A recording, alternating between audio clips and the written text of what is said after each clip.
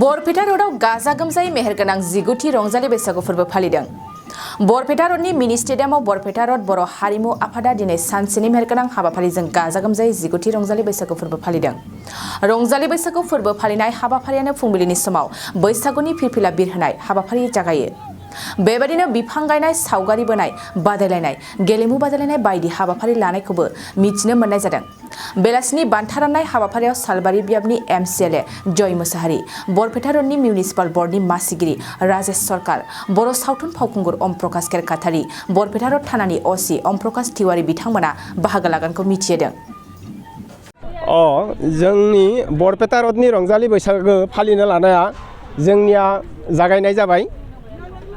जों फिरफिला बिरहोबाय जोंनि गिबि हाबाफारि बायदि आरो लोगोसे बे समावनो जोंहा दंफां गायनाय दंमोन, बे खामानियाबो जाफुंबाय। दंफां गायनायाव जोंहा डक्टर प्रभातखौ जों हांख्रायना लाबोदोंमोन, बिथाङा दंफांखौ गायबाय। जोंनिया बेलासे 2 रिंगानिफ्राय जोंनिया बादायलायनाय मोसानाय बादायलायनाय प्रग्राम दोङो। गेलेमु आयदाफोरबो लाफानाय जादों नामा? गेलेनाय आयदाबो दोङो। बिनि थाखाय जोंहा रेसपेक्टेड स्पर्ट्स बिभागनि इन्सट्राक्टर क'क्राझारनि बिथां किशोर बसुमतारिया बेखौ दैदेनगोन। गेलेनायाव दोङो 200 मिटार खारनाय सेंग्रा सिख्लानि आरो लोगोसे मिउजिक चेयार आरो दिरुं बोनायबो जागोन। गेवलां मेलाव गाहाय आलासि हिसाबै जोंनिया सालबारि समस्तिनि MCLA बिथां जय मुसाहारि बिथांखौ जों हांख्रायनाय जादों। जोंनिया प्रबिन ब्रह्म बिथाङा क'क्राझारनिफ्राय फैगोन आरो लोगोसे टंला उदालगुरिनिफ्राय हेमा बसुमतारि बिथाङा थारमाने मेथाइ खनगोन। जोंनियाव 10नि जायगानिफ्राय गासै ग्रुपा फैनानै जोंनि बादायनाय मोसानायाव बिथांमोना हेफाजाब होफैगोन।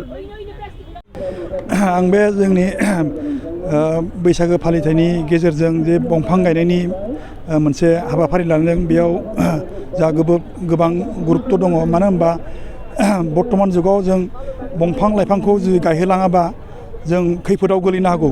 मानो होनोबा गोबां जायगायाव नुनो मोनो जों गोबां माने गेदेर दंफां एरिफोरखौ जों दा दानफायनाय नुगासिनो दं, जायनि खारनै जोंहा दा अक्सिजेन मोननाया जों एसे प्रब्लेम जागासिनो दं, जायनि थाखाय जोंनि आबहावाया गुबुंले जादों। बेनिखायनो जों मोनफ्रोमबो हाबाफारिजों लोगोसे जों बयबो न'खराव जायगा थायोब्ला जों सानफ्रोमबो दंफां गायलांबाय थानायखौ आं आसा खालामो। गुन गोनां फरायसाफोरनिसिम मोनसे गोनां फोसावथाय। गुबुन डिप्ल'मा, इन्जिनियारिं, डिजाइनार आरो PhD डिग्रीफोरनि थाखाय क'क्राझार CITआव एडमिशननि अनलाइन रेजिस्ट्रेशन खालामनाया जागायबाय। गुबुन आयदानि डिप्ल'माजों लोगोसे bachelor of technology, bachelor of design, master of technology, master of design आरो डक्टर अफ फिल'सफिनि डिग्री खालामनो हागोन। मे दाननि 15 खालारावनो अनलाइन रेजिस्ट्रेशना थुंगेगोन। जुन दाननि 8 खालाराव एडमिशननि एन्ट्रेन्स आनजाद लानाय जागोन आरो जुन दाननि 25 खालाराव PhDनि एन्ट्रेन्स आनजादखौ लागोन। अनलाइन रेजिस्ट्रेशनखौ नोंथांमोना दिनैनिफ्रायनो www.admission.cit.ac.in आव खालामनो हागोन। आबुं मिन्थिनो थाखाय 7086187124 जानबुं अनजिमायाव जगाजग खालामनो हागोन।